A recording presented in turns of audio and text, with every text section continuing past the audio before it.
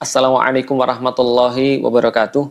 Alhamdulillah teman-teman sekalian saudara rahmati Allah, sekarang tahun 2023 dan kita masih menyaksikan konflik yang ada pada saudara-saudara kita di bumi Palestina. Di sebuah tempat yang Allah berkahi, yang Allah sampaikan di dalam Al-Quran, bahwasanya lingkar-lingkarnya pun mengandung sebuah keberkahan, apalagi orang-orang yang berada di dalamnya yang sedang berjuang, mereka juga pastilah berada di dalam keberkahan itu. Teman-teman sekalian selalu dirahmati Allah. Dan ini semua mengingatkan saya pada tahun 2009 ketika pertama kali saya secara pribadi benar-benar mulai memperhatikan permasalahan yang ada di Palestina.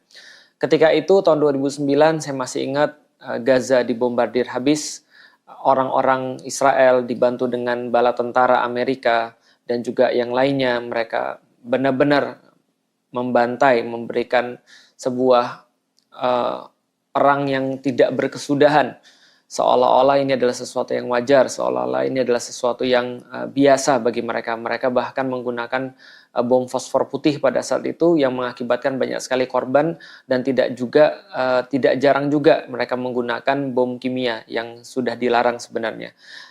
Ketika saya menyaksikan itu semua, yang saya rasakan adalah putus asa. Tahun 2009, pertama kalinya memperhatikan tentang permasalahan Palestina, kemudian saya merasa putus asa karena tidak ada sesuatu yang saya bisa perbuat selain menyaksikan mereka di televisi, menyaksikan mereka di pemberitaan-pemberitaan di internet, dan semua berita-berita itu tidak menambah kecuali keputusasaan pada diri saya. Yang saya bisa lakukan waktu itu, saya ingat cuma bisa menangis, dan 2 hari saya nggak makan pada saat itu. Kenapa? Karena tadi kita merasa bahwa apapun yang kita lakukan kayak nggak berpengaruh, apapun yang kita coba untuk suarakan kayak nggak ada gunanya. Rasa putus asa itu kemudian membuat saya merasa tidak ada gunanya untuk yang nggak bisa untuk berbuat apapun, lebih tepatnya ya. Merasa kayak kita itu nggak punya daya dan tidak punya upaya. Tapi saya sadar teman-teman sekalian, bahwa pada saat itu ketika kita merasa gundah, merasa resah, merasa takut, merasa tidak berdaya, merasa putus asa, itu yang sebenarnya yang diinginkan oleh orang-orang yang mereka menjajah saudara-saudara kita yang ada di bumi Palestina, di Baitul Maqdis. Justru ini yang mereka harapkan ada pada diri kita dengan yang namanya opini, dengan pemberitaan-pemberitaan, dengan apapun yang muncul di media sosial atau yang muncul di berita pada saat itu.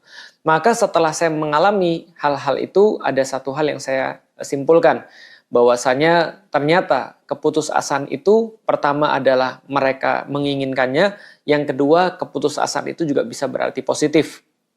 Bahwasanya itulah saat yang tepat bahwa kita hanya mengharap pada Allah. Kita tahu bahwasannya negara-negara Arab yang ada di sekitar situ mereka tidak mau membantu. Kita tahu bahwa tidak ada yang bisa kita lakukan kecuali menangis, berdoa, berdonasi.